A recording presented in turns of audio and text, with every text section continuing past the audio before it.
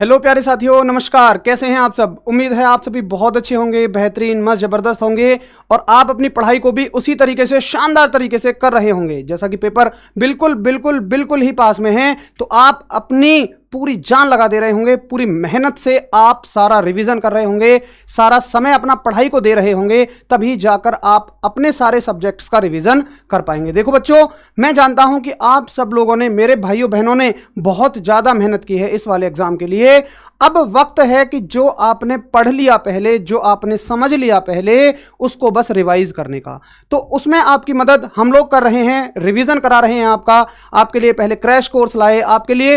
अभी फिर हम गागर में सागर करके सीरीज आएगी, उसमें भी आपको काफ़ी सारी हर सब्जेक्ट की मैराथन्स देखने को मिलेंगी। बाकी आप भी अपने लेवल पर अपना सारा टाइम केवल और केवल पढ़ाई को देते रहिएगा, जिससे आपने जो पढ़ा है उसको आप अच्छे से रिवाइज कर पाएं। देखिए, दुख उसका कभी नहीं होता एग्जाम में जो हमसे नहीं आता था और गलत हो गया। बच्चों, दुख हमेशा होता है कि हमसे आता था और हमसे गलत हो गया, क्योंकि हमने थोड़ा सा ध्यान नहीं दिया। तो सारा समय अपना अब पढ़ाई पर डालिए। मैं इस बात पे बार बार क्यों जोर डाल रहा हूं? क्योंकि सारा समय जब आप पढ़ाई को देंगे, तब ही जाकर आप हर सब्जेक्ट का रिवीजन बहुत ही शानदार तरीके से कर पाएंगे। तो दोस्तों, जल्दी से आ जाइए और आज मैं आपको लेकर चलता हूं चांद तारों के शहर में। जैसे आपने बहुत लोगों से वादे किए होंगे, लेकिन आप नहीं ले जा पाए, लेकिन मैं आपको लेकर चलूंगा। आ जाइए जल्दी से। छोटे लाल भाई आ गए हैं, रंजन वर्मा आ गए हैं, पुरलभ चौहान आ चुके हैं, प्रिंस राणा आ चुके हैं। पुरलभ भाई HCM में फिजिक्स चलेगी बायोलॉजी और केमिस्ट्री होने के बाद, ठीक है? मैं ही वहां पढ़ाऊंगा। राम प्रवेश जी आ चुके हैं, विशाल भाई आ चुके हैं, प्रिंस आ चुके हैं, ललित लालवानी आ चुके हैं। तो बच्चों, सभी को मेरा गुड आफ्टरनून, सभी को मेरा गुड इवनिंग, सभी को मेरा नमस्कार, सभी को मेरा जय हिंद और सभी को मेरा राधे राधे। तो बच्चों, बगैर देरी किए हुए आज हम चलेंगे ग्रेविटेशन वाले चैप्टर पे, जिसमें मैं आपको बहुत ब्यूटीफुल नाइस कॉन्सेप्ट पढ़ाऊंगा, जिसमें हम सीखेंगे क्या फर्क होता है बड़े जी में और छोटे जी में, जो आपको बहुत समझने के बाद भी कभी शायद नहीं आया होगा। बहुत सारे मेरे भैया और बहनों का कंफ्यूजन होता है बड़े जी और छोटे जी में, लेकिन बच्चों, आज के बाद आपका ये कंफ्यूजन पूरी तरह से दूर हो जाएगा, ये मेरा आपसे वादा है। उसके बाद मैं आपको बताऊंगा क्या होता है पलायन वेग, क्या होता है कक्षीय वेग। बहुत सारे बच्चे पलायन और कक्षीय वेग में ही कंफ्यूज हो जाते हैं। फिर मैं आपको बताऊंगा कैसे न्यूटन का गुरुत्वाकर्षण का नियम काम करता है, जिससे बहुत इंपॉर्टेंट क्वेश्चंस पूछे जाते हैं, जो सारे मैं कवर करूंगा। उसके बाद हम लास्ट में इसमें पढ़ेंगे कैसे सैटेलाइट काम करती हैं, उपग्रह क्या होते हैं, और फिर सबसे अंत में हम पढ़ेंगे केपलर के नियम, जिनके बारे में मैं बहुत इंटरेस्टिंग बातें आपको पढ़ाऊंगा बगैर रटाए, ठीक है? तो चलिए करते हैं शुरू आज का सेशन। और सबसे पहले आप लोग मेरे दोस्तों हेडिंग डालेंगे कि न्यूटन का गुरुत्वाकर्षण का नियम। हेडिंग डालेंगे सभी, Newton's law of gravitation, Newton's law of gravitation, ठीक है बच्चों? इस तरीके से हम पढ़ेंगे कि आप फिजिक्स को रटोगे नहीं, बल्कि आप फिजिक्स की दुनिया में जीना सीखोगे। देखिए, जी तो आप वैसे ही रहे हो पहले से ही, लेकिन हम कोशिश करते हैं उन सारी चीजों को समझने की। न्यूटन्स लॉ ऑफ मोशन, यानी कि हेडिंग डालेंगे हिंदी वाले मेरे भाई बहन, न्यूटन का गुरुत्वाकर्षण का नियम, न्यूटन का गुरुत्वाकर्षण का नियम। यह चीज आप यहां पे हेडिंग डाल लेंगे, ठीक है? चलिए, तो बच्चों, सर न्यूटन ने क्या बताया? सर न्यूटन ने एक बात बताई, आप लोग उसको बहुत ध्यान से मेरी बात को सुनेंगे। सर न्यूटन ने कहा कि दुनिया की कोई भी दो वस्तु, देखिए सबसे पहले तो याद रखिएगा कि मैं अभी किसकी बात कर रहा हूं, मैं दुनिया की बात कर रहा हूं, ठीक है? ना मैंने पृथ्वी की बात की है, ना मैंने चंद्रमा की बात की है, ना ही मैंने मंगल ग्रह की बात की है। भाइयों, मैंने किसकी बात की है? मैंने बात की है पूरी दुनिया की। तो सर न्यूटन ने बताया कि पूरी दुनिया में कोई भी दो वस्तुएं अगर ऐसे रखी हुई हैं, इसका द्रव्यमान मान लो m1 है और इसका द्रव्यमान कितना है m2, और r क्या है इनके बीच की दूरी। तो m1 m2 क्या है? द्रव्यमान यानी कि मास है, और r क्या है इनके बीच की डिस्टेंस, r क्या है इनके बीच की डिस्टेंस यानी कि दूरी। तो उन्होंने कहा कि ये दो द्रव्यमान एक दूसरे को अपनी ओर आकर्षित करेंगे। क्या करेंगे? ये दोनों द्रव्यमान एक दूसरे को अपनी ओर खींचना शुरू कर देते हैं। मेरी बात को ध्यान से सुनिए। और उन्होंने बताया कि जो खींचने का बल होता है, जैसे ये क्या चाहेगा, ये मेरी तरफ आ जाए, और ये क्या चाहेगा, ये मेरी तरफ आ जाए। तो उनके बीच का जो बल होता है भाइयों, उसका उन्होंने फॉर्मूला दिया Gm1m2/r का स्क्वायर। बहुत ज्यादा इंपॉर्टेंट फॉर्मूला, बहुत ही ज्यादा इंपॉर्टेंट फॉर्मूला। क्या फॉर्मूला दिया कि जो बल है उन दोनों द्रव्यमानों के गुणनफल के सीधा अनुक्रमानुपाती। देखो, जो चीजें सामने लिखी हों उनको आप मानेंगे सीधा अनुक्रमानुपाती, और जो चीजें नीचे लिखी हों उनको क्या मानेंगे आप, व्युत्क्रमानुपाती मानते हैं, इनवर्सली प्रोपोर्शनल मानते हैं। इतना शायद अब सबको समझ में आने लग गया होगा। तो फॉर्मूले को याद रखिएगा और डायरेक्ट अपने आप को आंसर करने हैं कि द्रव्यमान क्या होता है, बलों के सीधा अनुक्रमानुपाती, और दूरी के वर्ग के क्या होता है, व्युत्क्रमानुपाती। मैं फिर भी लिख देता हूं कि इस वाले रिलेशन को क्या बोलते हैं। अगर कोई चीज नीचे है तो वो रिलेशन क्या हो जाएगा बच्चों, व्युत्क्रमानुपाती का रिलेशन हो जाएगा। और अगर ये ऐसे है, ऊपर है, तो कैसा रिलेशन है ये, अनुक्रमानुपाती का रिलेशन हो जाएगा। ठीक है, किसका रिलेशन हो जाएगा, अनुक्रमानुपाती का रिलेशन ये हो जाएगा। तो एक रिलेशन किसका है, अनुक्रमानुपाती का, और एक रिलेशन किसका है, व्युत्क्रमानुपाती का रिलेशन है। मैं क्यों जोर दे रहा हूं इस बात पे, क्योंकि यहां से डायरेक्ट क्वेश्चंस पूछे जाते हैं। ठीक है, चलो अब जी क्या होता है, जी के बारे में अभी 1 सेकंड में बात करेंगे। जी के बारे में बच्चों अभी 1 सेकंड में बात करेंगे, उससे पहले हम बात करेंगे इससे बनने वाले प्रश्नों की। ठीक है, चलो तो बच्चों एक बार मैं आपको प्रश्न बता दूं, फॉर्मूले को ध्यान से रखेंगे और इससे प्रश्न कैसे बनते हैं। देखिए, क्वेश्चंस बनते हैं, क्वेश्चन देगा आपको कि द्रव्यमानों को 2 गुना कर दिया जाता है, यानी कि मास को क्या कर दिया जाता है, 2 टाइम्स। द्रव्यमानों को 2 गुना कर दिया जाता है तथा दूरी को आधा कर दिया जाता है। ठीक है, कुछ भी दे सकता है, मैंने बस एक एग्जांपल लिया है, आधा कर दिया जाता है। तो नया बल कितना होगा, तो नए बल पर क्या प्रभाव पड़ेगा, ऐसे करके वो आपसे पूछेगा। तो दोस्तों याद रखना कि अगर मैं कहूं इस वाले टॉपिक से जो अभी हमने पढ़ा, इससे क्या क्या क्वेश्चन बन सकता है कि द्रव्यमानों से कैसा संबंध रखता है और दूरी से कैसा संबंध रखता है, और एक ये क्वेश्चन। तो इसके 90% चांस हैं कि 90% चांस हैं इस तरह का क्वेश्चन आपसे पूछा जाए। तो बच्चों देखें, आप क्या रिलेशन देखेंगे, आपको कुछ भी नहीं करना, आपको बस फॉर्मूला दिमाग में रखना है। सर रख लिया दिमाग में फॉर्मूला, क्या करता है, द्रव्यमानों को 2 गुना, यानी कि इसको भी क्या कर देगा 2 और इसको भी क्या कर देगा 2, और दूरी को क्या कर देगा आधा। तो आधे का क्या हो जाएगा, वर्ग हो जाएगा। बोलो एग्री करते हो, तो कितना हो जाएगा, ये 2 ये भी 2, और बच्चों वर्ग कितना हो जाएगा 1/4। तो ऊपर कितना है 4 और यहां कितना है 4, और इस तरह का 4 कहां पहुंच जाता है ऊपर, तो कितना हो जाएगा बच्चों 16 गुना हो जाएगा। ठीक है, अगर द्रव्यमानों को, दोनों द्रव्यमानों को बच्चों क्या कर दे 2 गुना और आधा कर दे, तो कितना हो जाएगा 16 गुना। अब ऐसा नहीं है कि अंधे होकर रट्टा मार के चले गए और वहां देखो यार हमें तो यार 2 गुना पढ़ाया था, अब पेपर में तो यार 3 गुना आ गया, ऐसे मत करने लगना। मैं कोशिश करता हूं कि कॉन्सेप्ट आपको समझ में आ जाए और उससे बनने वाले सारे प्रश्नों को आप कर ले। ठीक है, बहुत शानदार। रंजन भाई का आंसर, अभी भाई का आंसर, राहुल कृष्णा और अंजलि जी का आंसर, ललित भाई का आंसर, प्रदीप जायसवाल, बहुत शानदार बच्चों आप लोगों के आंसर हैं। ठीक है,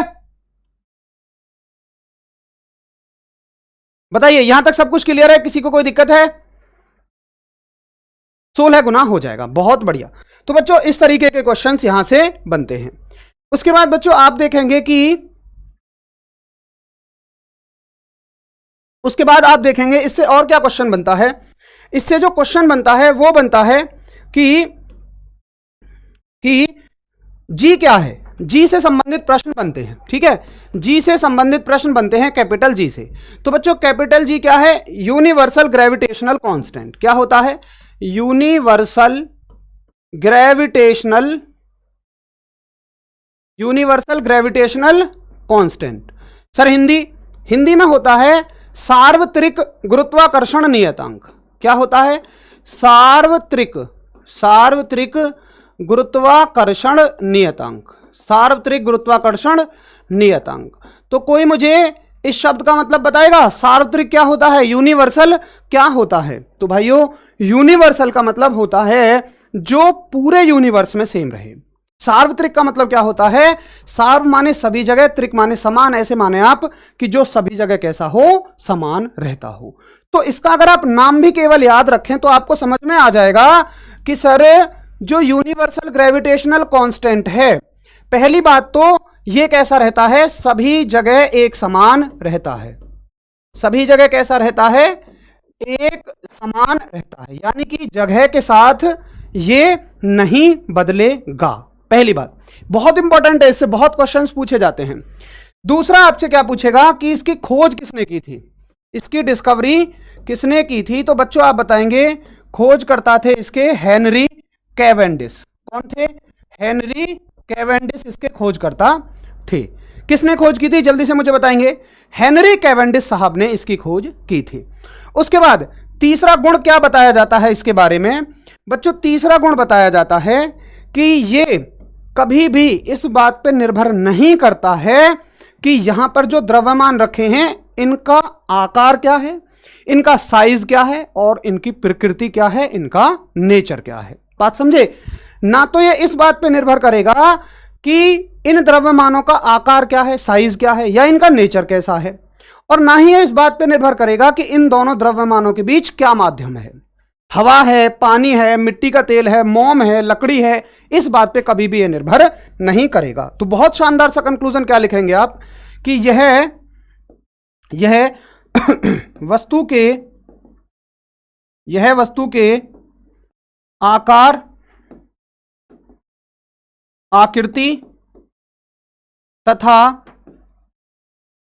माध्यम पर निर्भर नहीं करता।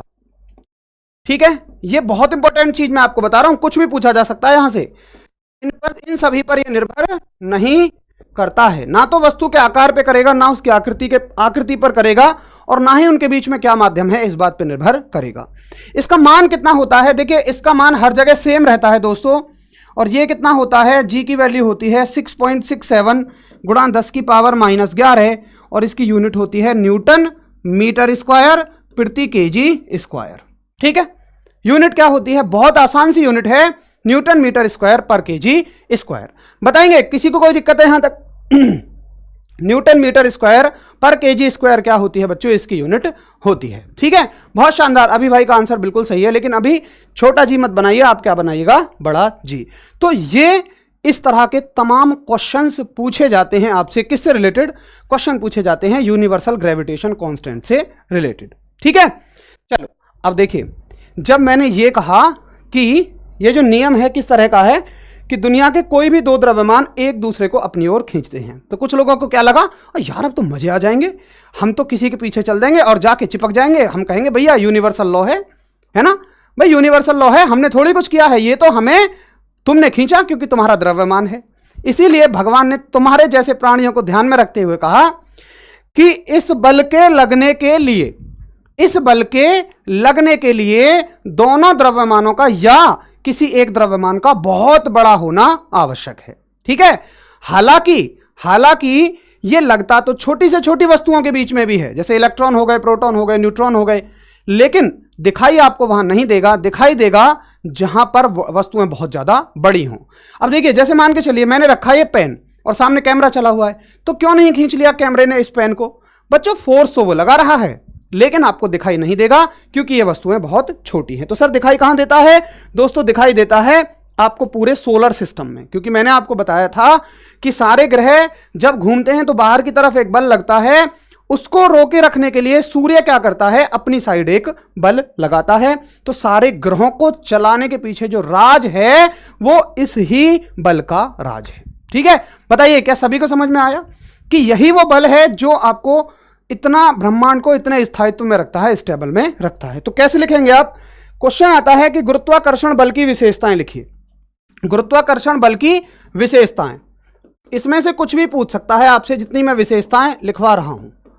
ठीक है, इसकी विशेषताएं क्या होती हैं देखेंगे आप जल्दी से। इसकी विशेषताओं में पहली विशेषता क्या है कि यह सबसे कमजोर बल है। ठीक है, अब देखिए सबसे कमजोर मैं क्यों कह रहा हूं? कोई सोचेगा यह सबसे कमजोर बल है, कोई सोचेगा कि सर अभी तो आपने बताया कि पूरे सोलर सिस्टम को रखता है। बच्चों सोलर सिस्टम को रखता है क्योंकि वो बहुत बड़े हैं।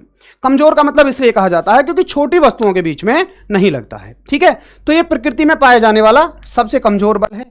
यह बड़ी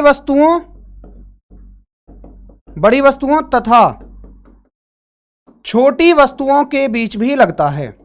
ठीक है, वो क्वेश्चन देगा कि क्या यह छोटी वस्तुओं के बीच लगता है, तो बच्चा क्या सोचता है, यार सर ने बताया था कमजोर बल है तो छोटी के बीच नहीं लगेगा ना। बच्चों ऐसा नहीं होगा, ये लगता हर जगह है लेकिन आपको दिखाई नहीं देता है क्योंकि वो बहुत छोटा होता है। ठीक है, यह बड़ी वस्तुओं तथा छोटी वस्तुओं के बीच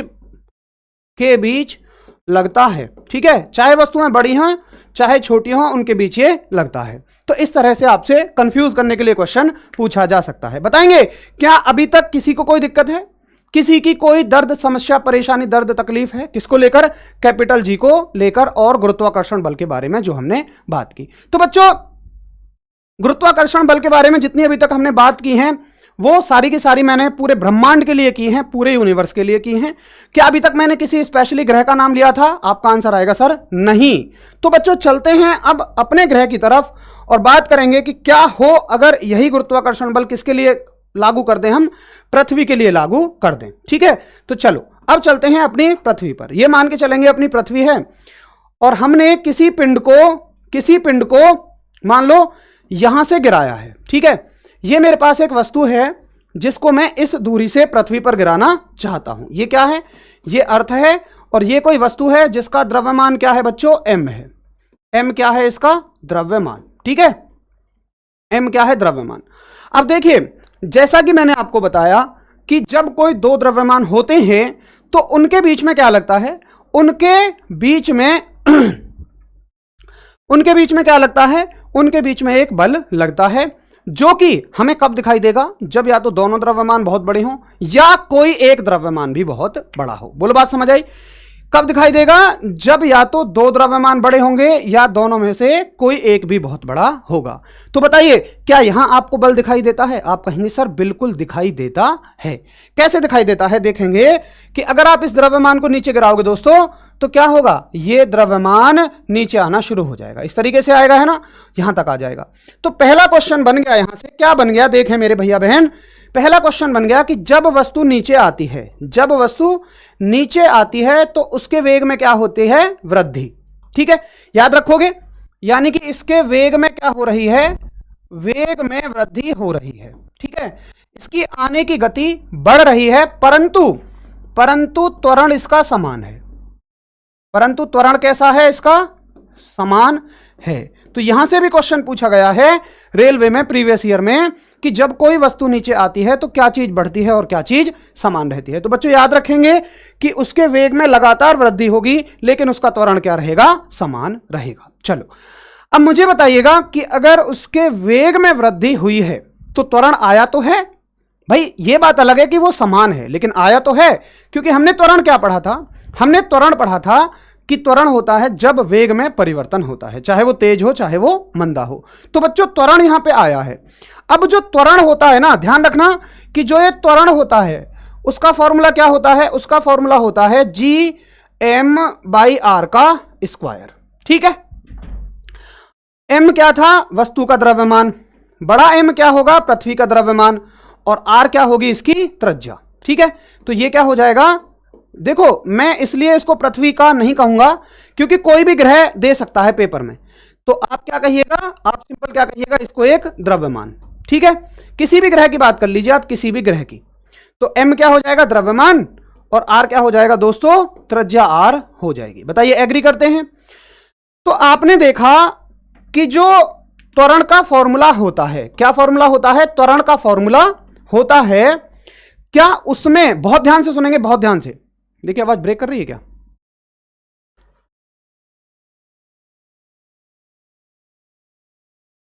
वॉइस का इश्यू हो रहा है बच्चे? दिखवाते हैं एक बार। ठीक है ठीक है, दिखवा लेते हैं अगर वॉइस का इश्यू है तो। ज्यादातर बच्चों के कमेंट है। चलो अभी देखना एक बार, सही है क्या? चलो ठीक है ठीक है ठीक है, आ जाइए, बहुत बढ़िया। तो बच्चों आप देखेंगे कि कर दो उसको बंद। अब देखेंगे आप कि ध्यान से सुनेंगे मेरी बात को, बहुत ध्यान से, कि जो जी है, जो त्वरण है, जी क्या है यहां पे मेरे दोस्तों, जी है त्वरण। क्या है जी? त्वरण। ठीक है, एक्सेलरेशन। और जो त्वरण है, बहुत ध्यान से बताइए, क्या ये वस्तु के द्रव्यमान पर निर्भर कर रहा है? जल्दी से मुझे बताइए, बहुत जल्दी से, क्या इस फॉर्मूले में कहीं भी आपको वस्तु का द्रव्यमान नजर आ रहा है? छोटा एम, ये छोटा एम है, ठीक है, क्या है? छोटा एम। क्या छोटा एम नजर आ रहा है? नहीं। तो आप कहोगे, क्वेश्चन क्या पूछा जाता है कि अगर कोई पिंड ऊपर से नीचे गिर रहा है तो क्या उसका जो त्वरण है वो वस्तु के द्रव्यमान पर निर्भर करेगा? नहीं। तो क्या कहोगे कि यह छोटे जी का जो मान होगा यह वस्तु के द्रव्यमान पर निर्भर नहीं करता है। ठीक है, यह वस्तु के द्रव्यमान पर क्या नहीं करता? निर्भर नहीं करता है। वस्तु के द्रव्यमान पर निर्भर नहीं करता। उसके बाद आप पाएंगे तो किसके द्रव्यमान पर करता है? यह ग्रह के द्रव्यमान तथा त्रिज्या पर निर्भर करता है। ग्रह के द्रव्यमान तथा त्रिज्या पर निर्भर करता है। किस पर निर्भर करता है? ग्रह के द्रव्यमान तथा त्रिज्या पर निर्भर करता है ना। और इसका नाम क्या हो जाता है? अगर आप इसका पूरा नाम लिखोगे तो क्या हो जाता है? गुरुत्वीय त्वरण हो जाता है।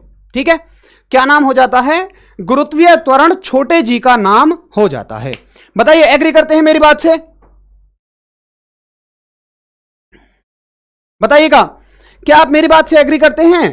क्या क्वेश्चन पूछ लेगा, देखो शायद ये चीजें आपने नहीं पढ़ी हो, बट यहां से क्वेश्चन पूछे जाते हैं कि इसका जो द्रव्यमान है, इसका जो मान है वो वस्तु के द्रव्यमान पर निर्भर नहीं करता, जबकि किसके द्रव्यमान पर निर्भर करेगा? ग्रह के पर। ठीक है, किसके द्रव्यमान पर निर्भर करेगा? ग्रह के द्रव्यमान पर निर्भर करेगा। बताइए जल्दी से, सबको, सब एग्री करते हैं? सबको यहां तक सबको समझ में आया है कि जी की वैल्यू क्या होती है? अभी तक हमने जी का फॉर्मूला पढ़ा है, अभी हम और जी को आगे बढ़ेंगे। अब देखिए बच्चों कि जो जी है ना, जो जी है ये हमने पढ़ा था, जो कैपिटल जी है, ये बड़ा वाला जी है, ये कहीं भी नहीं बदलता, लेकिन स्मॉल जी उसके स्थिति के साथ बदलता है। स्मॉल जी जो है वो स्थान के साथ बदलता है। ठीक है, स्मॉल जी स्थान के साथ बदल जाता है। जो स्मॉल जी होता है, याद रखेंगे कि ये स्थान के साथ बदल जाता है, क्योंकि देखिए जैसे मैंने आपको बताया, मैंने कहा हम यहां एक ग्रह की बात नहीं करेंगे, कोई भी ग्रह हो सकता है। पृथ्वी पे कुछ इसकी वैल्यू अलग होगी, चंद्रमा पे कुछ इसकी वैल्यू अलग होगी, मंगल ग्रह पे कुछ इसकी वैल्यू हो सकता है अलग हो। तो बताइए, सभी एग्री करते हैं मेरी बात से? जल्दी से बताइए।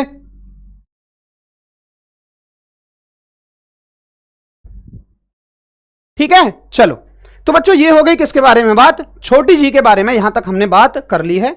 अब बात आती है कि छोटी जी के मान में परिवर्तन कैसे होते हैं। हेडिंग डालिए, स्मॉल जी के मान में परिवर्तन, कि कैसे होते हैं स्मॉल जी के मान में परिवर्तन, change in the value of G.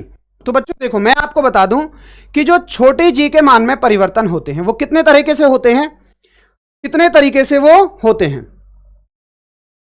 तो हम यहां पे जो परिवर्तन पढ़ेंगे बच्चों, 3 तरीके से पढ़ेंगे। कितने तरीके से? 3 तरीके से मैं आपको परिवर्तन यहां पे सिखाने वाला हूं, जिसमें हम देखेंगे कि एक बार तो हम चलेंगे पृथ्वी के सतह पर ही। ठीक है, पृथ्वी की सतह पर यहां से यहां तक चलेंगे, यहां से और यहां तक, है ना, या आप यहां से यहां तक मान लीजिएगा, यहां से यहां तक। ये तो पृथ्वी पे ही हम चेक करेंगे। तो पहले हम चेक करते हैं पृथ्वी पर ही कैसे कैसे परिवर्तन होते हैं। तो नंबर 1 हेडिंग डालेंगे कि पृथ्वी की सतह पर ही कैसे परिवर्तन होते हैं, है ना। देखो मेरे प्यारे बहन भाइयों, आप बहुत शानदार तरीके से कमेंट करते हैं, नो डाउट, बहुत मेहनत भी आप कर रहे हैं, देखकर बहुत अच्छा लगता है। लेकिन मेरी एक आपसे रिक्वेस्ट है कि भाई पूरा फोकस पढ़ाई पे डालो, कानों में ईयरफोन, नजरें फोन पे, मेरी बातों पे कान लगे हों, आपका ध्यान कहीं भी इधर उधर नहीं होना चाहिए। जो बच्चा इतना कर रहा है, पूरा सेशन उसको शानदार समझ में आ रहा होगा। बोलिए यस या नो, जल्दी से थम्स अप करके बताएंगे। ठीक है, तो बच्चों हम क्या देखेंगे पृथ्वी की सतह पर? तो पहले देखेंगे हम ऊपर जाने पर। कहां देखेंगे? ऊपर जाने पर। ठीक है, चलो, तो आप और मैं ये आसमान की ऊंचाइयों में, कौन कह रहा है और मैं ये आसमान की ऊंचाइयों में? तो कहां जा रहे हैं? आसमान की ऊंचाइयों में। आसमान में तो नहीं जा रहे, पृथ्वी पे ही चलेंगे, यहां। अब देखो, आपको पता हो, जियोग्राफी सबने पढ़ी है इस बिंदु को क्या बोलते हैं? जल्दी से मुझे इस बिंदु का नाम बताइए हिंदी में। इस बिंदु को क्या बोलते हैं? तो बच्चों ये जो लाइन होती है इसको क्या बोलते हो? विषुवत रेखा बोलते हो कि नहीं, है ना? विषुवत रेखा, या इसी को क्या बोलते हो आप? भूमध्य रेखा। और इंग्लिश वाले दोस्त मेरे क्या बोलते हैं इसको? इक्वेटर इसको बोलते हैं। और इस वाले बिंदु को क्या बोलते हो आप? ध्रुव बोलते हो कि नहीं? ध्रुव, ध्रुव यानी कि पोल। और इसको भी क्या बोलते हो? इसको भी बोलते हो पोल, यानी कि ध्रुव ही बोलते हो। ठीक है, तो बच्चों अब आप मुझे बताइए कि पृथ्वी की सतह से ऊपर या नीचे जाने पर किस तरीके से परिवर्तन होता है। देखेंगे आप एक बार। पहले आप ऐसे पढ़ो कि ये मान ज्यादा कहां होता है। ठीक है, ये मान ज्यादा कहां होता है? तो पृथ्वी की सतह से बच्चों जब आप ऊपर जाओगे तो ऊपर जाने पे ये मान क्या होता है? बढ़ता है। क्या होता है दोस्तों? ऊपर जाने पर क्या होता है? बढ़ता है। और कहां अधिकतम होगा? बढ़ता है।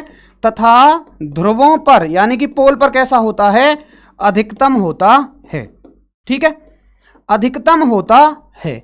मैंने इतना पढ़ाया, पेपर में क्वेश्चन आ जाए कि बताइए जी का जो मान होता है वो सबसे ज्यादा कहां होता है? तो बताइए पृथ्वी पर सबसे ऊंचा आप कहां जा सकते हैं? सर ध्रुवों तक जा सकते हैं। तो मान सबसे ज्यादा कहां होना चाहिए? ध्रुवों पर सबसे ज्यादा मान होना चाहिए। बताएंगे जल्दी से। इक्वेटर पर लेस होता है। बहुत शानदार सत्यनारायण भाई। ठीक है, अब ठीक है, मेरा आपसे क्वेश्चन क्या है? ध्यान से सुनेंगे मेरी बात को। मैं आपसे एक क्वेश्चन करता हूं। मैंने कहा कि आप यहां से जा रहे हो, मैं इसको नंबर 1 पॉइंट बोलता हूं, है ना? नंबर 1 पॉइंट, और आप जाते हो नंबर 2 पॉइंट तक। पेपर में ऐसे देगा। और एक बार जाते हो आप नंबर 1 से नंबर 3 पॉइंट तक। ठीक है, तो बताइए जी का मान किस स्थिति में बढ़ेगा और किस स्थिति में घटेगा? क्या पूछा मैंने? आप जा रहे हैं 1 से लेके 2 पर, और फिर आप आ रहे हैं 1 से लेके 3 तक, 1 से लेके 2 तक, 1 से लेके 3 तक। बताइए किस में बढ़ेगा और किस में घटेगा? जल्दी से मुझे बताएंगे फटाफट से। किस में बढ़ेगा और किस में घटेगा? जल्दी से मुझे बताएंगे। ऊपर जाने पे घटेगा, ऊपर जाने पे घटेगा। देखिए ये आपके साथ दिक्कत है कि आप चीजों को हेडिंग के साथ नहीं रटते हैं। बच्चों जो आपने पढ़ा है ना कि ऊपर और नीचे जाने पे घटता है या बढ़ता है, वो हेडिंग के साथ पढ़ो। वो कब है? जब पृथ्वी की सतह को छोड़ के जा रहे हो ऊपर। बात समझे भाई? पृथ्वी की सतह को ऊपर छोड़ के जाओगे तो क्या मिलेगा? आसमान मिलेगा। पृथ्वी की सतह को ऊपर छोड़ के जाने पे घटता है, लेकिन पृथ्वी की सतह पर ही ऊपर जाने पर क्या होता है? बढ़ता है। क्या होता है बच्चों? बढ़ता है। और कोई तुक्का उक्का मानने की जरूरत है नहीं, क्योंकि आप ध्यान से देखिए, मैंने क्या कहा कि जो मान है ना ये ऊपर जाने पे क्या होगा? बढ़ता है। और ध्रुवों पर कैसा होता है? अधिकतम। तो ये भी तो ध्रुवीय है। बताइए ये भी तो कैसा है? ध्रुव है। और ये भी क्या है? ध्रुव है। तो दोनों स्थितियों में ही क्या होगा? बढ़ेगा। बोलो बात समझ आई? आदित्य मिश्रा का अब तक बिल्कुल सही आंसर है कि दोनों स्थितियों में बढ़ेगा। सिरोज वर्मा का बिल्कुल सही आंसर है। ठीक है, तो इससे अच्छा आप ऐसे लिखिएगा, पृथ्वी की सतह पर ना आप ऐसे मत लिखिएगा। अगर आप कंफ्यूज हो रहे हैं तो आप लिखिएगा कि ध्रुवों की तरफ जाने पर बढ़ता है। ध्रुवों की तरफ जाने पर बढ़ता है ना? ऊपर नीचे वाला कॉन्सेप्ट मेरा यहां कोई भी भाई बहन नहीं लगाएगा, क्योंकि ऊपर नीचे का मतलब क्या हो जाता है? आप अर्थ की सरफेस को छोड़ के ऊपर चले गए। सरफेस को छोड़ने का मतलब क्या हो गया? आप चले गए हो आसमान में। बोलो यस या नो, जल्दी से मुझे बताएंगे, यस या नो। ध्रुवों की तरफ जाने पर बढ़ता है और विषुवत रेखा की तरफ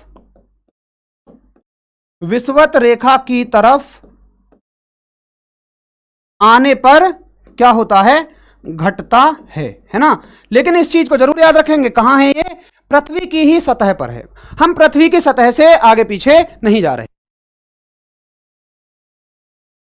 बताइए अभी तक किसी को कोई दिक्कत है? सबको समझ आया कि कैसे ऊपर और नीचे जाने पे परिवर्तन होता है? कहां? पृथ्वी की सतह पर। जल्दी से बताएंगे। पृथ्वी की सतह की मैंने अभी बात की है। मैंने हेडिंग नंबर 1 डाली पृथ्वी की सतह पर। अब नंबर 2 चलते हैं। दोस्तों। कहां? पृथ्वी की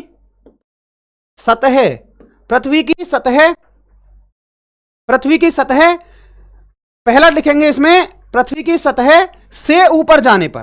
पृथ्वी की सतह से ऊपर जाने पर। और दूसरा पढ़ेंगे पृथ्वी की सतह पृथ्वी की सतह से कहां जाने पर? पृथ्वी की सतह से नीचे जाने पर। ठीक है, दो चीज हम इसमें पढ़ेंगे। तो मैं आपको बता दूं कि अब हम कहां जा रहे हैं, ध्यान से एक बार देखेंगे। पृथ्वी की सतह से ऊपर या नीचे जाने का मतलब क्या होगा? बच्चों एक बार ध्यान से देखना मेरी बात को, कि सतह से ऊपर जाने का मतलब होगा आसमान में जाना। ठीक है, ये सतह है सारी की सारी, ये क्या है? इसका सरफेस है ना। और सतह से ऊपर जाने का मतलब कहीं यहां आप जा रहे हो, यानी कि यहां क्या है? आसमान है, आसमान है, अंतरिक्ष है, ये सब चीजें होती हैं। तो ऊपर या नीचे जाने पर आप पढ़ेंगे पहले क्या पूछा है, पृथ्वी की सतह पर पूछा है या सतह को छोड़कर पूछा है? बोलो बात समझे। तो ऊपर जाने का मतलब क्या हो जाएगा? आसमान में जाना। और बच्चों अगर आप ऊपर जाते हैं तो क्या होगा? वो घटता है। क्या होता है? घटता है। ठीक है।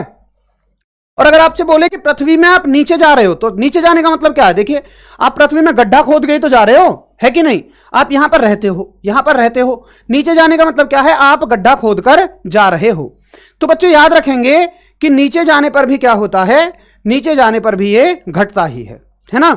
कुछ मेरे भैया बहन क्या जुगाड़ लगा देंगे, अरे यार ऊपर जाने पर जब ये घटता है तो नीचे जाने पर तो बढ़ेगा ना। ना, क्या होगा? नीचे जाने पर भी क्या होगा दोस्तों? ये घटता है। ठीक है, नीचे जाने पर भी क्या होगा? घटेगा। और ऊपर जाने पर भी क्या होगा? ये घटेगा। बोलिए कौन कौन कहते हैं कि मेरी समझ में आ चुका है? ठीक है, तो मैं बता देता हूं, ये क्या है? ये ऊपर वाला पॉइंट है, ऊपर। और ये क्या है? पृथ्वी के जब आप नीचे जा रहे हो।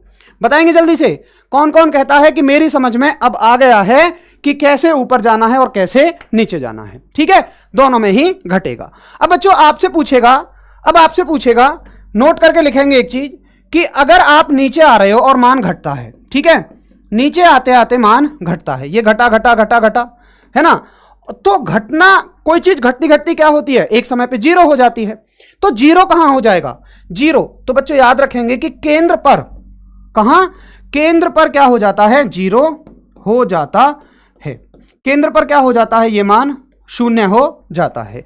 जैसे आप बैठे हुए थे अपने उनके साथ और आपने कहा कि आ ले चलूं तुझे पृथ्वी की गहराइयों में, और आप लेते गए और गलती से कहां पहुंच गए? सेंटर पे। और सेंटर पे मान क्या हो गया? जीरो। जीरो का मतलब आदमी को कैसा लगेगा? आदमी को लगेगा कि उसमें भार ही नहीं है। कैसा लगेगा? कि आदमी में क्या नहीं है? भार नहीं है। तो आदमी कैसा महसूस करेगा? भारहीन महसूस करेगा। वो आपसे कहेंगी, ए जी आपको कोई भार महसूस हो रहा है? तो वो आप कहोगे नहीं नहीं यार मुझे तो कोई भार महसूस नहीं हो रहा। तो ना आपको लगेगा भार है आपके अंदर, ना ही उनको लगेगा कि भार है आपके अंदर। बोलो सही समझ में आया? अभी तक दोस्तों हमने बात की है कि कैसे पृथ्वी की सतह पर ही ऊपर नीचे जाने पर मान में परिवर्तन होता है और कैसे पृथ्वी की सतह को छोड़कर ऊपर और नीचे जाने में परिवर्तन होता है। तो मेरे भैया बहन अब यहां कोई भी कंफ्यूज नहीं होगा। अगर कंफ्यूज नहीं है तो नो कंफ्यूजन लिख दीजिए। हाँ बिल्कुल भाई, माउंटेन पर अगर आप जाओगे तो वो घटेगा।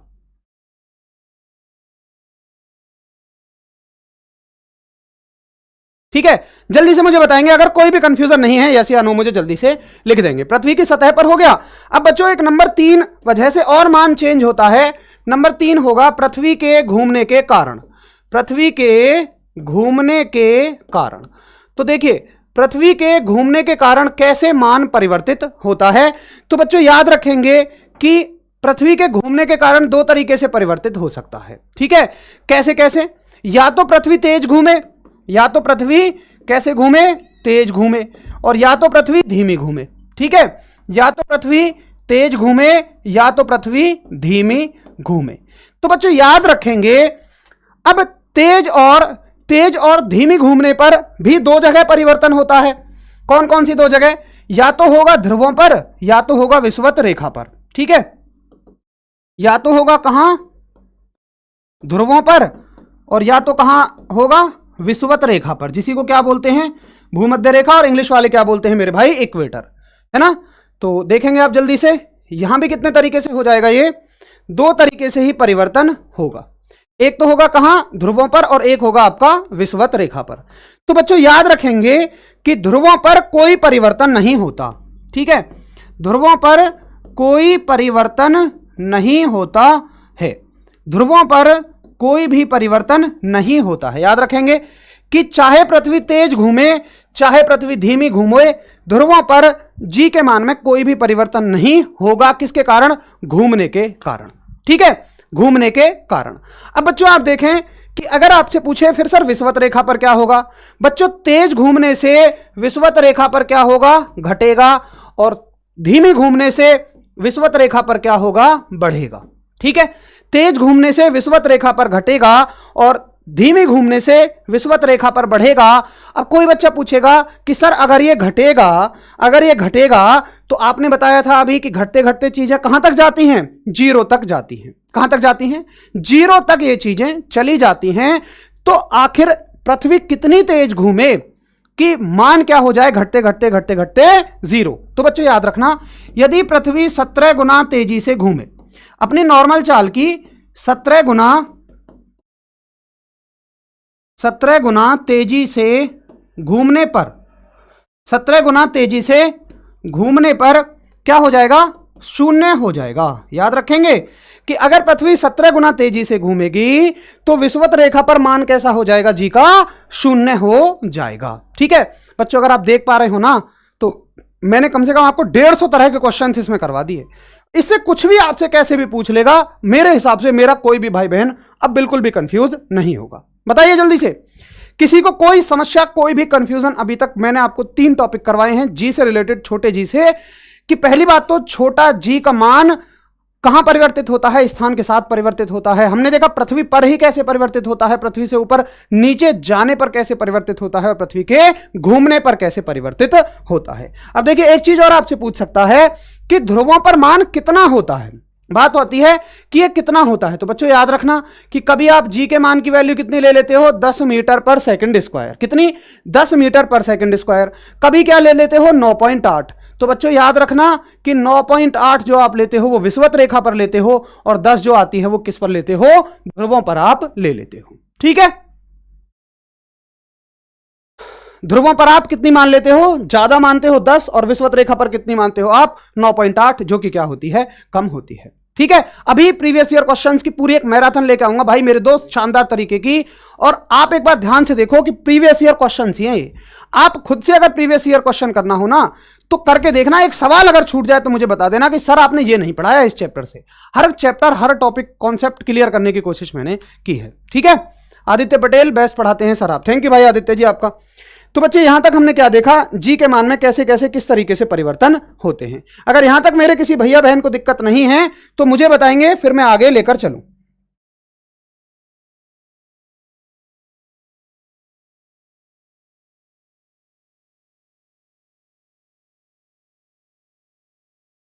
चलें आगे, चलो बहुत शानदार बच्चों। अगला मुद्दा जो आता है, अगला मुद्दा आता है पलायन वेग। कौन सा मुद्दा आता है, पलायन वेग। पलायन वेग देखिए होता क्या है, होता यह है कि अगर आप किसी चीज को बहुत तेजी से ऊपर फेंकते हैं, अगर आप किसी भी चीज को बहुत तेजी से ऊपर फेंकते हैं तो चीज कहां जाती है, ऊपर जाती है ना। कोई भी चीज कहां जाती है, ऊपर जाती है, और ऊपर जाके फिर कहां जाती है, नीचे आ जाती है। लेकिन अगर आप उसको इतनी गति दे दें, अगर आप उसको इतनी गति दे दें कि वो वस्तु पृथ्वी के गुरुत्वाकर्षण क्षेत्र को ही पार कर जाए, है ना, क्या कर जाए, पार कर जाए। किसको, पृथ्वी के गुरुत्वाकर्षण क्षेत्र को। मान लेते हैं कि कहीं यहां है पृथ्वी का गुरुत्वाकर्षण क्षेत्र। ठीक है, ये मान लीजिए क्या है, पृथ्वी का गुरुत्वाकर्षण क्षेत्र। देखो इसलिए डायग्राम बना के पढ़ा रहा हूं ताकि जब पेपर में आए तो आपको यही डायग्राम बस याद आ जाए। और इस वस्तु को हमने किससे फेंका हुआ है, इस वस्तु को हमने फेंका हुआ है पलायन वेग से। किससे फेंका है दोस्तों, पलायन वेग से। तो पलायन वेग का मतलब क्या हो जाएगा कि किसी वस्तु को इतनी तेज आपने फेंक दिया कि वो पृथ्वी के गुरुत्वाकर्षण क्षेत्र को पार कर गई, अर्थात अब वो कभी लौट के नहीं आएगी। अब वो कभी भी लौट के नहीं आएगी तो इस चीज को क्या बोलते हैं आप, पलायन वेग बोलते हैं। क्या बोलते हो, पलायन वेग बोलते हो। अब सुनो, जो बच्चे कहते हैं कि 11.2, बच्चों आपने रट लिया। अगर आपसे पूछ ले बताओ चंद्रमा पर कितना होता है, बताओ जल्दी से, चंद्रमा पर कितना होता है। ठीक है, फिर आप किसकी वैल्यू दिखा रहे हो, पृथ्वी पर लिख के। तो पृथ्वी पे तो 11.2, लेकिन यूनिट भी तो याद रखो, किलोमीटर पर सेकंड। आपको ऐसे भी दे सकता है 11,200 मीटर पर सेकंड, क्योंकि यूनिट जरूर याद रखनी है। 1 किलोमीटर में 1000 मीटर, 1000 की गुणा करोगे तो 11,200 आ जाएगा। भाई उल्टी सीधी चीजें तुमने तो रट ली यार। 1/6 कह रहे हो, 1/6 क्या होता है यार बताइए। 1/6 ये थोड़ी होता है, 1/6 तो g की वैल्यू होती है, ठीक है। नोट करके लिखो यार, कहीं तुमने तो सब बिल्कुल सड़ा रखा है।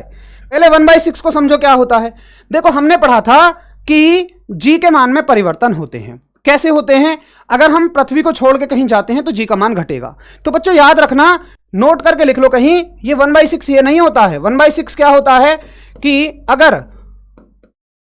अगर किसी वस्तु का द्रव्यमान, अगर किसी वस्तु का द्रव्यमान पृथ्वी पर 30 किलो है, 30 किलो है, तब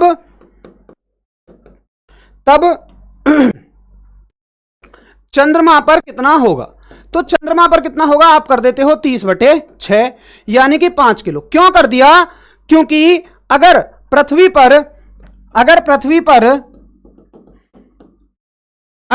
पर त्वरण, कौन सा? गुरुत्वाकर्षण त्वरण क्या है? g। तो चंद्रमा पर कितना हो जाएगा?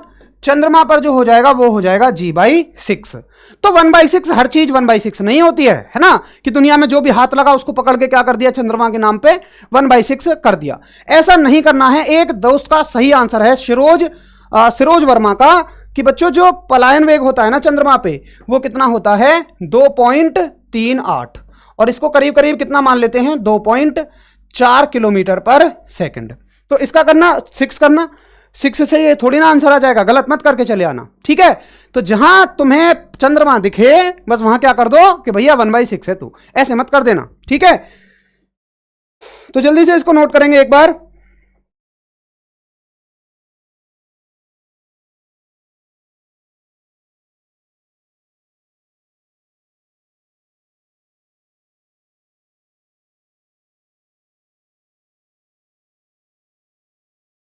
जल्दी से इसको नोट करेंगे और किसी को कोई दिक्कत हो तो मुझे बताएंगे।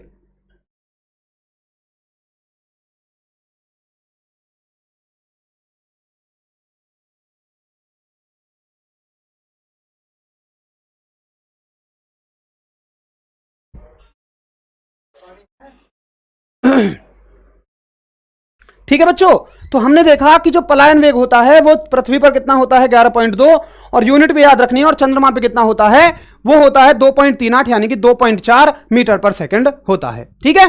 तो बहुत अच्छे से सारी चीजों को आप याद रखिएगा।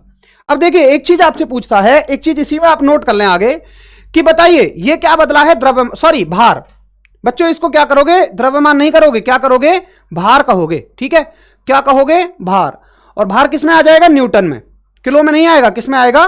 न्यूटन में आएगा, 30 न्यूटन। भार चेंज होता है हमेशा। क्या चेंज होता है? भार चेंज होता है। यहां एक और नोट डाल के लिख लेंगे, नोट कि द्रव्यमान कभी भी चेंज नहीं होता, द्रव्यमान कभी चेंज नहीं होता, ठीक है। चाहे इस ग्रह की बात करें चाहे उस ग्रह की बात करें, द्रव्यमान कभी भी चेंज नहीं होगा। क्या चेंज होगा? भार चेंज होगा, है ना। कहीं फिर दिखे द्रव्यमान और उसको 1/6 कर दो। 1/6 हर जगह नहीं करना है, 1/6 बहुत ध्यान से आपको देखकर करना है, ठीक है। तो द्रव्यमान क्या रहेगा? द्रव्यमान तो 30 ही किलो रहेगा, लेकिन उसका भार कितना हो जाएगा? 5 न्यूटन उसका भार हो जाएगा। और भार को किस में मापा जाता है? न्यूटन में बच्चों मापा जाता है। इस चीज को भी आप बहुत अच्छे से याद रखोगे कि द्रव्यमान कभी भी चेंज नहीं होता है।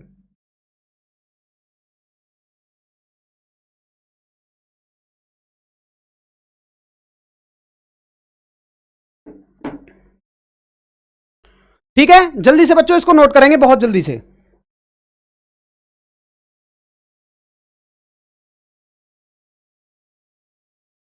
चलो बहुत शानदार। अब थोड़ी सी बात कर लेते हैं उपग्रहों की, ठीक है। क्या कर लेते हैं? उपग्रहों की बात हम कर लेते हैं। उपग्रह क्या होते हैं दोस्तों? आपके सैटेलाइट को क्या बोलते हो आप? उपग्रह बोलते हो। सैटेलाइट्स को क्या बोलोगे आप? उपग्रह बोलोगे। और देखिए सैटेलाइट्स क्या होती हैं? सैटेलाइट कोई भी एक ऐसी चीज होती है जो एक ग्रह के आसपास घूमती है। बताएंगे सैटेलाइट क्या होती है? सैटेलाइट कोई भी एक ऐसी चीज हो सकती है जो किसी दूसरे ग्रह के आसपास घूम सकती है। अब देखिए पृथ्वी के आसपास जो सैटेलाइट घूमती हैं उन्हें हम दो कैटेगरी में बांटेंगे। दो कैटेगरी में से पहली कौन सी हो जाएगी आपकी? प्राकृतिक। कौन हो जाएंगी? प्राकृतिक यानी कि नेचुरल। और एक कौन हो जाएंगी दोस्तों? कृत्रिम हो जाएंगी यानी कि आर्टिफिशियल। तो मुझे बताइए एक ऐसा उपग्रह पृथ्वी का जो प्राकृतिक रूप से पृथ्वी के आसपास घूमता है, तो बच्चों याद रखेंगे कौन हो जाएगा? चंद्रमा। कौन हो जाएगा?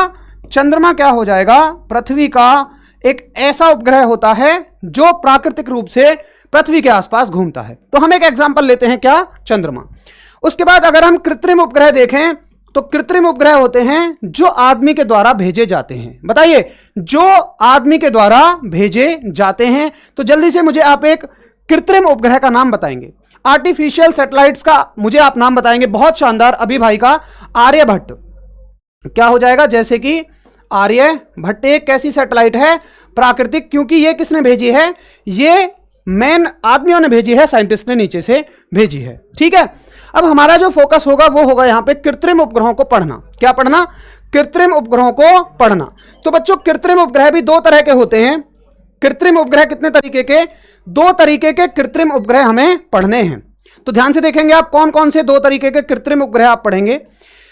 एक पढ़ेंगे आप भू स्थिर उपग्रह। कौन से, भू स्थिर। इनसे बच्चों प्रीवियस ईयर में आप उठा के देखें, डायरेक्टली एक एक नंबर के क्वेश्चंस पूछे गए हैं। छोटे छोटे से कॉन्सेप्ट हैं, छोटे छोटे से कॉन्सेप्ट हैं। ठीक है, भू स्थिर उपग्रह। और एक होते हैं आपके ध्रुवीय उपग्रह, यानी कि ये होती हैं आपकी जियो स्टेशनरी सैटेलाइट। कौन सी सैटेलाइट होती हैं, जियो स्टेशनरी, जियो STATIONARY, जियो स्टेशनरी। और ये सैटेलाइट होती हैं बच्चों आपकी पोलर सैटेलाइट। कौन कौन सी सैटेलाइट होती हैं, एक तो जियो स्टेशनरी सैटेलाइट होती हैं और एक आपकी पोलर सैटेलाइट होती हैं। तो चलिए आइए समझते हैं कि क्या फर्क होता है जियो स्टेशनरी सैटेलाइट में और पोलर सैटेलाइट में।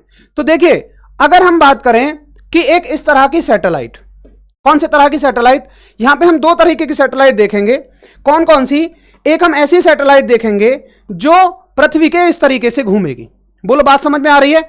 इस तरीके से घूमने का मतलब क्या है कि यहां से आएगी और इस तरीके से पीछे से निकल जाएगी।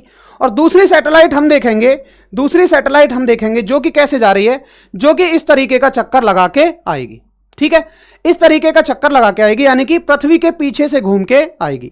तो बच्चों याद रखेंगे कि जो इस तरीके की सैटेलाइट्स होती हैं, जो इस तरीके की सैटेलाइट्स होती हैं, और इनके घूमने की दिशा क्या होती है, घूमने की दिशा जो होती है वो सेम होती है जो पृथ्वी की दिशा होती है। जो किसकी दिशा होती है, पृथ्वी की दिशा होती है। बताइए, पृथ्वी के घूमने की दिशा क्या होती है, जल्दी से मुझे बताएंगे, पृथ्वी के घूमने की दिशा। तो बच्चों इन सैटेलाइट्स को क्या बोला जाता है, पोलर सैटेलाइट बोला जाता है। क्या बोला जाता है, इन वाली सैटेलाइट को क्या बोला जाएगा, पोलर सैटेलाइट, यानी कि ध्रुवीय उपग्रह। और इन वाली सैटेलाइट्स को क्या बोला जाएगा, इन वाली सैटेलाइट्स को बोला जाएगा भू स्थिर उपग्रह। क्या बोला जाएगा, भू स्थिर उपग्रह, भू स्थिर उपग्रह। ठीक है, तो दो तरीके की सैटेलाइट्स आपने देखी, भू स्थिर उपग्रह और आपके हो गए पोलर सैटेलाइट। तो आप देखो, भू स्थिर उपग्रह बिल्कुल वैसे ही घूमते हैं जैसे पृथ्वी घूमती है ना। तो अगर मैं बात करूं दोनों को लेके, आपने समझा पोलर सैटेलाइट क्या होती हैं और भू स्थिर उपग्रह क्या होते हैं। अगर मैं दोनों में अंतर देखना चाहूं, किस किस में, एक तो भू स्थिर में, भू स्थिर में, और एक किस में, ध्रुवीय में। तो बताइए क्या क्या अंतर हैं, जल्दी से। पहले मुझे बताइएगा कि भू स्थिर उपग्रह की दिशा क्या होती है घूमने की। तो आप आंसर करेंगे कि भू स्थिर उपग्रह पृथ्वी के घूमने की दिशा में घूमते हैं, यानी कि ये कहां कहां घूमते हैं, पश्चिम से पूर्व घूमते हैं। पृथ्वी के घूर्णन की दिशा यही है, पश्चिम से पूर्व। तो ये कैसे घूमते हैं, पश्चिम से पूर्व ही घूमते हैं, वेस्ट टू ईस्ट घूमते हैं। ध्रुवीय सैटेलाइट कैसे घूमती हैं, ध्रुवीय सैटेलाइट या तो साउथ से नॉर्थ जाती हैं, यानी कि या तो दक्षिण से उत्तर जाएंगी, साउथ से नॉर्थ जाएंगी, या ये जाएंगी नॉर्थ से साउथ। ठीक है, नॉर्थ से कहां जाएंगी, साउथ जाएंगी। उसके बाद बच्चों आप देखें इसका नाम, अगर नाम इसका ध्यान से देखें, क्या नाम है, भू स्थिर। यानी कि ये ऐसे घूमेगा जितना पृथ्वी की स्पीड है, जितनी पृथ्वी की चाल है, उसी चाल से ये लगातार घूमेगा, उसी चाल से लगातार घूमेगा। तो मुझे बताएंगे कि पृथ्वी का ये वाला जो घूर्णन है ये कितने समय में पूरा होता है। तो बच्चों आपको याद होगा कि पृथ्वी का ये वाला घूर्णन कितने समय में पूरा होता है, 24 घंटे में पूरा होता है। तो ये भी सैटेलाइट पृथ्वी का एक चक्कर कितने समय में लगाएगी बच्चों, 24 घंटे में लगाएगी। कितने समय में, 24 घंटे में लगाएगी, क्योंकि ये पृथ्वी की ही चाल से घूमती है। लेकिन अगर मैं इसके परिक्रमण काल की बात करूं तो ये करीब कितने मिनट होता है, 84 मिनट का ये परिक्रमण काल होता है। 84 मिनट का ये परिक्रमण काल होता है। और याद रखेंगे ये पृथ्वी के साथ ही घूमती रहती है। इसका वेग क्या होता है, पृथ्वी के समान वेग से, पृथ्वी के समान वेग से। बताइए यहां तक किसी को कोई दिक्कत है? आपसे पूछेगा कि इनकी ऊंचाई कितनी होती है, भू स्थिर उपग्रह की ऊंचाई कितनी होती है, तो बच्चों आप याद रखेंगे करीब 36,600 या आपको 36,000 भी मिले, इतने किलोमीटर ऊपर ये घूमती हैं। कितने किलोमीटर ऊपर घूमती हैं? 36,600 किलोमीटर के आसपास ये घूमती हैं। बताएंगे जल्दी से, किसी को कोई भी दिक्कत हो?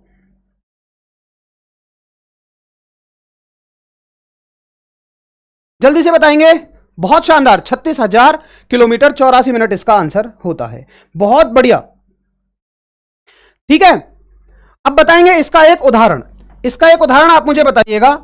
इसका एग्जाम्पल क्या होता है? जैसे आप मान लीजिए इंस्टा 2B, क्या होता है? इंस्टा 2B इसका एक उदाहरण है। और इसका एक उदाहरण क्या होगा? जैसे आप मान लीजिए इनसेट, सॉरी PSLV, PSLV इसका एक उदाहरण होगा। यह होगा इनसेट, ठीक है। क्या होगा? इनसेट 2B एक ग्रह है जो कि किस तरीके से घूमता है? वो इसी तरीके से घूमता है जैसे पृथ्वी घूमती है। और अगर इसका उदाहरण लेंगे तो क्या हो जाएगा? PSLV। आपने पढ़ा होगा अभी 2 दिन पहले इसरो ने एक रॉकेट लॉन्च किया, एक अपना उपग्रह लॉन्च किया जिसको SSLV बोला गया। तो क्या बोलते हैं? PSLV क्या होगा? Polar satellite launch vehicle. तो P से याद रखेंगे पोलर सैटेलाइट लॉन्च व्हीकल, और SSLV अभी जो लॉन्च किया है वो है स्मॉल सैटेलाइट लॉन्च व्हीकल, जो कि बहुत छोटा आपका उपग्रह है, ठीक है।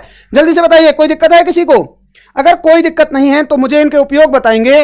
और बच्चों उपयोग क्या होते हैं? ये भू स्थिर उपग्रह दूर संचार के काम आते हैं। किसके काम आते हैं? दूर संचार के काम आते हैं। यानी कि ये टेलीकम्युनिकेशन जो आप कहते हो मेरे बाबू ने थाना थाया, ये किसके कारण होते हैं? ये कारण होते हैं किसके? भू स्थिर उपग्रहों के कारण, दूर संचार ग्रहों के कारण। उसके बाद बच्चों अगर मैं बात करूं कि ये वाले ग्रह क्या काम करते हैं, ये मौसम संबंधी जानकारियां देते हैं, ठीक है। कौन सी जानकारी देंगे आपको? मौसम संबंधी जानकारी, जिससे कि आप अपने प्लान बना सकें। किनके साथ? अरे यार दोस्तों के साथ भी प्लान बनते हैं, ऐसे क्यों सोचते हो? तो मौसम संबंधी जानकारियां आपको देते हैं। उसके अलावा ओजोन का अध्ययन, जो ओजोन परत है उसका अध्ययन भी किसके द्वारा किया जाता है? इन्हीं सैटेलाइट्स के द्वारा किया जाता है। तो इतने क्वेश्चंस प्रीवियस ईयर में आज तक पूछे गए हैं इन दोनों टॉपिक्स से। अब बच्चों इसमें एक टॉपिक आपका लास्ट रह जाता है जिसका नाम है केपलर के नियम। तो केपलर के नियम मैं आपको कल वाले चैप्टर में बहुत ही शानदार तरीके से करवा दूंगा। मुश्किल से 5-7 मिनट का टॉपिक है। इंपॉर्टेंट बात क्रीम निकाल के दे दूंगा जैसे कि मैंने आपको इस चैप्टर से दी है। तो बच्चों अगर आपने ध्यान से देखा हो तो हमने इसमें कितने टॉपिक कवर किए हैं? 4 टॉपिक कवर किए हैं। और 4 टॉपिकों के अंदर अगर हमने अच्छे से समझ लिया तो बच्चों क्वेश्चन आप 4000 से भी ज्यादा क्वेश्चन अटेम्प्ट कर सकते हो बहुत आराम से, बहुत शानदार तरीके से। तो आपको रटना कुछ नहीं है, हर चीज को समझना है, कंफ्यूज किसी में नहीं होना है। एक बार इसको ध्यान से पढ़ना, क्योंकि छोटे छोटे कंफ्यूजन बच्चों में होते हैं। जैसे कि बच्चा रट लेता है कि बस ऊपर नीचे जाने पर, आपने देखा। बताएंगे जल्दी से, उस तरह की चीजों में तो किसी को कंफ्यूजन नहीं होगा। अगर ऊपर नीचे जाने पर पूछे तो ध्यान देना कि कहां के लिए पूछा है, पृथ्वी की सतह से ऊपर है या सतह से नीचे है। और सबसे ज्यादा जरूरी बात बच्चों आपके लिए वो ये कि हम जो थ्योरी कवर कर रहे हैं यहां करेंगे, और जो आपको न्यूमेरिकल स्पेशल जो क्लास मैंने लगाई हैं, आप टाइप करेंगे यूट्यूब पे रोजगार with Ankit group D numericals. क्योंकि बच्चों समय आपके पास बहुत कम है। अगर मैं न्यूमेरिकल्स यहां पे कराने बैठूं तो बहुत सारा समय लग जाएगा। इसलिए ये 14 घंटे की करीब आपको क्लास मिलेंगी या कम ही मिलेंगी, 10 के आसपास मिलेंगी, 10 घंटे की। तो 10 घंटे की क्लास में मैंने बहुत ही प्यार से, बहुत ही शानदार तरीके से हर वो न्यूमेरिकल कराया है। आप कमेंट पढ़ के एक बार देखेंगे, उन बच्चों के भी जिन्होंने कभी न्यूमेरिकल देखे नहीं, जो डरते थे, हो सकता है मेरे भैया बहनों में से भी कुछ ऐसे हों। तो बच्चों आप उनको करना, आपका पूरी तरह से बिल्कुल डर निकल जाएगा। तो आप यहां से कवर करेंगे। उसके बाद बात आती है क्वेश्चंस की। तो एक बेहतरीन दिन, कौन से दिन? 15 अगस्त को। कितना शानदार दिन! 15 अगस्त को एक गागर में सागर जो सीरीज चल रही है उसमें मेरी फिजिक्स की क्लास रहेगी। और बच्चों आप उसमें पाएंगे कि मैं वो क्वेश्चन आपको करवाऊंगा जो बच्चा नॉर्मल नोट्स से नहीं पढ़ सकता है, थ्योरी से नहीं पढ़ सकता है। तो दोस्तों ध्यान रखेंगे कि हम जो करीब 70% सिलेबस कंप्लीट कर रहे हैं थ्योरी से करेंगे, और बाकी बचा हुआ 30% कहां से करेंगे? यहां से। मेरा टारगेट कभी ये नहीं होता कि मैं बच्चे को खुश करके भेज दूं, सस्ते सवाल करा के भेज दूं, नहीं। जो बच्चा थ्योरी से क्वेश्चन कर सकता है उनको मैं नहीं कराता हूं, स्पेशल क्वेश्चन वो मैं लेकर आता हूं।